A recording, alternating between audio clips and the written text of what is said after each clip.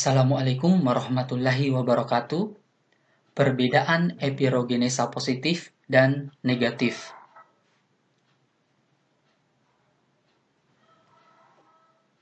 Apa itu gerak epirogenesa? Pergerakan lempeng tektonik biasanya akan menyebabkan pergeseran lapisan bumi secara vertikal maupun horizontal. Pergerakan tersebut dikenal dengan sebutan tektonisme. Kenampakan yang dihasilkan pada pergeseran lempeng tersebut biasanya menghasilkan patahan maupun lipatan, sehingga mengakibatkan perubahan bentuk muka bumi. Gerakan tektonik sendiri dibedakan menjadi dua macam, yaitu gerak epirogenesa dan gerak orogenesa. Gerak epirogenesa adalah gerakan pada lapisan kulit bumi secara horizontal maupun vertikal akibat pengangkatan dan penurunan permukaan bumi yang terjadi sangat lambat, berlangsung sangat lama, serta meliputi wilayah yang sangat luas.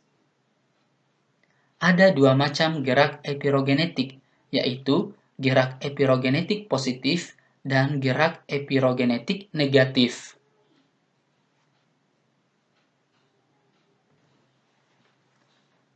Apa itu epirogenesa positif dan apa itu epirogenesa negatif?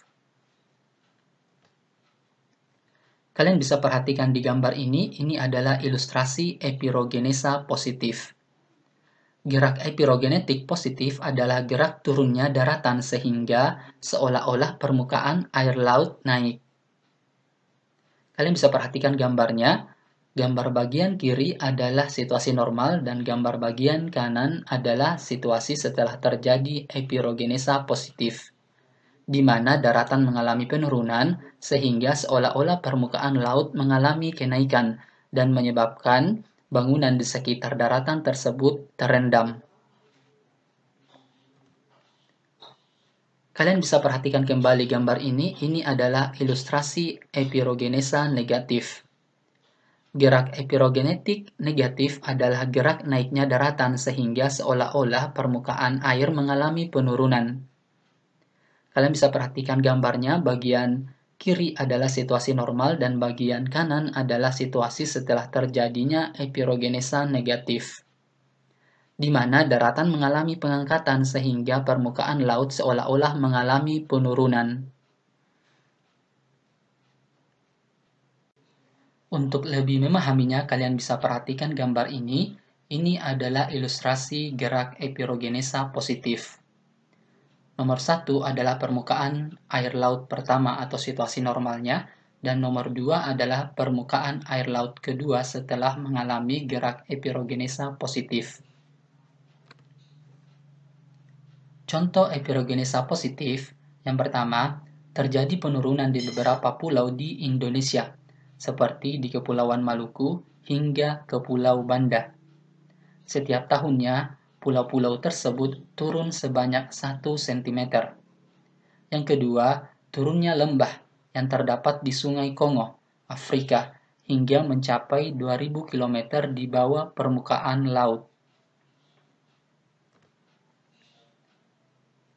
Gambar ini adalah ilustrasi epirogenesa negatif.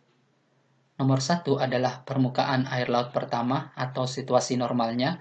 Nomor 2 adalah permukaan air laut kedua setelah mengalami epirogenesa negatif. Contoh dari epirogenesa negatif yaitu 1.